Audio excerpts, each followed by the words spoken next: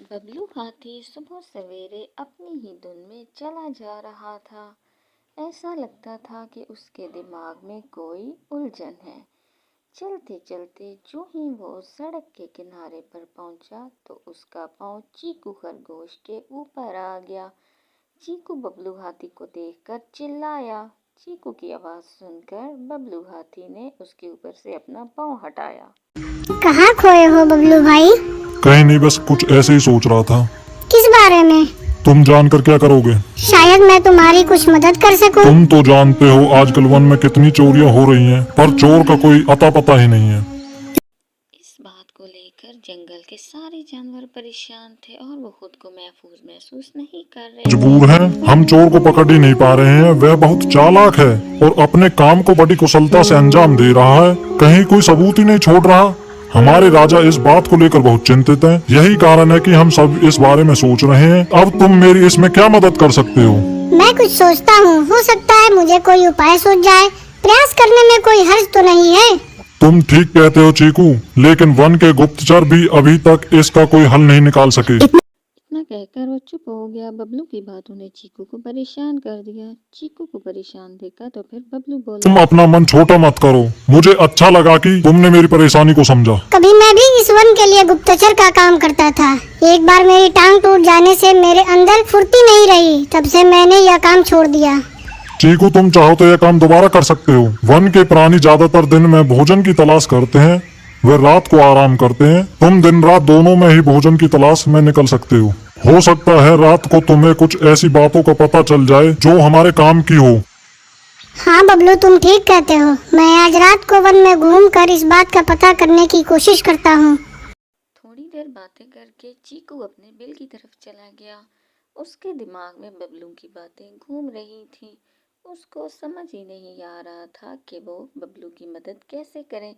یہ سوچتے سوچتے جب وہ بل سے باہر آیا تو اس کی بیوی اس کو دیکھ کر بولی، میں کہاں جا رہے ہو؟ باہر خطرہ ہے۔ خطرہ تو صبح بھی رہتا ہے، لیکن خطروں سے ڈر کر ہم بھوکے تو نہیں مر سکتے۔ میں باہر گھوم کر آتا ہوں۔ اتنا کہہ کر رات کو چیکو اپنے بل سے باہر نکل آیا اور کچھ دور جا کر اس کی نظر الو پر پڑی، جو کچھ ہی دوری پر تھا اور پیڑ کی ڈال پر بیٹھا اپنی گردن چاروں طرف گھما رہا تھا۔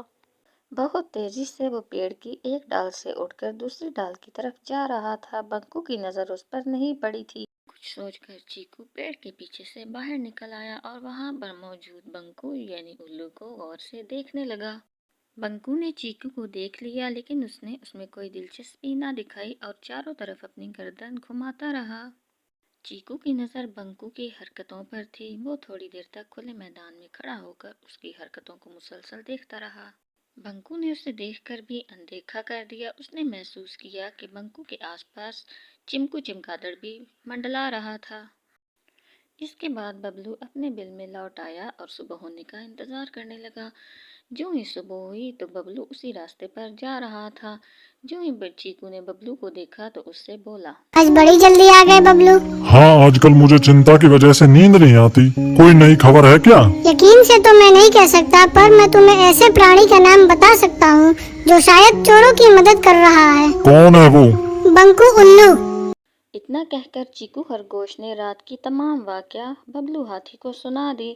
ببلو نے جو ہی تمام واقعہ سنا تو اس کی آنکھیں حیرانی سے باہر نکل آئیں۔ تم ٹھیک کہہ رہے ہو، مجھے آج رات بنکو اور چمکو پر نظر رکھنی ہوگی۔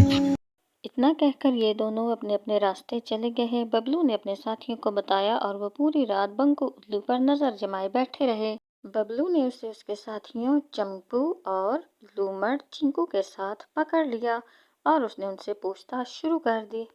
تم اس سمے بنکو چمکو کے ساتھ کیا کر رہے ہو؟ ہم چاروں دوست ہیں، اس لیے ساتھ بیٹھ کر باتیں کر رہے ہیں۔ چمگادڑ اور الو کی دوستی تو سمجھ میں آتی ہے، پر لومڑ کے ساتھ دوستی کیسے ہو سکتی؟ سختی سے پوچھنے پر انہوں نے اپنا جرم قبول کر لیا اور سبھی چوریوں کے بارے میں بتا دیا جو انہوں نے کچھ دن پہلے جنگل میں کی تھی۔ بنکو نے چوری کا تمام سامان بھی برآمد کر لیا۔ بنکو اور چمکو کو یہ سمجھ نہیں آ رہا تھا کہ وہ دونوں اتنی آسانی سے کیسے پکڑے گئے۔